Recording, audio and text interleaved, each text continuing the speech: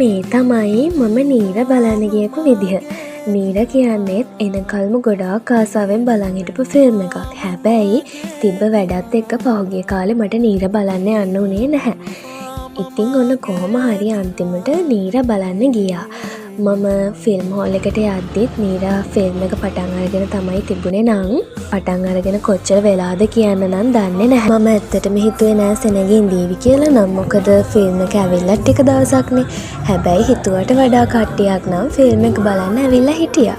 Film එක ගැන කතා කරොත් එහෙම ෆිල්ම් එක පුරාවටම හරිම දැනෙන තැන් ඒ වගේම හරිම රස දෙබස් ගොඩාක් තිබුණා. වගේම ශනුද්‍රයාගේ ගැන කතා කරොත් එහෙම එයාට මාර ආදරේ මම මාර මාස චරිතයක් මම හිතන්නේ ගොඩාක් ගෑනු ළමයිට ඒකෙම වෙන්නේ නැති. ඉතින් මේ චරිතය නිසා එයා ගැන තිබ්බ ආදරය, ගෞරවය, කැමැත්තේ හැමදේම වැඩි වුණා. ප්‍රනීති කියන චරිතයට වගේම රශ්මි කියන චරිතයටත් මම මේ කතාව ඇතුළතදී මාර මාසයි. මොකද ඒ රශ්මි කියන චරිතයට කසනියක්ක පුදුම තරම් සාධාරණයක් ඉෂ්ට කරනවා. ඇත්තටම ගත්තොත් මේ ෆිල්ම් එකේ කිසිම කෙනෙක් රඟපානවා කියලා තේරෙන්නේ නැති තරම් සාර්ථකයි. හරිම ලස්සනයි. ෆිල්ම් එකේ එක්තරා කොටසකදී රශ්මි මේකට කියනවා මේකගේ වරද වෙන්නේ නොපවතින දේවල් වෙනුවෙන් පවතින දේවල් අතහැරීම කියලා.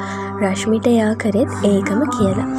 ඉතින් කතාවේ අවසානය ගැන ගත්තහම ඒ කතාව හරියටම හරි. මොකද මේකට බැරි වුණා තමන්ට එච්චර ආදරය කරපු ප්‍රනීති වෙනුවෙන් තමන්ගේ ආදරය දෙන්න. ප්‍රනීති පූර්ණව සම්පූර්ණයෙන්ම අමතක කරත් මේකට බැරි වුණා නීරව සම්පූර්ණයෙන්ම අමතක කරන්න. ෆිල්ම් එකේ අවසානය ගැන වගේම ප්‍රනීති ගැන තිබ්බ දුකත් සෑහෙන වෙලාවක් යනකම් අයින් කරගන්න නම් බැරි වුණා. ඒ වුණාට ෆිල්ම් එක ගත්තතින් එහෙම හරිම ලස්සන හරිම සාර්ථක ෆිල්ම් එකක්.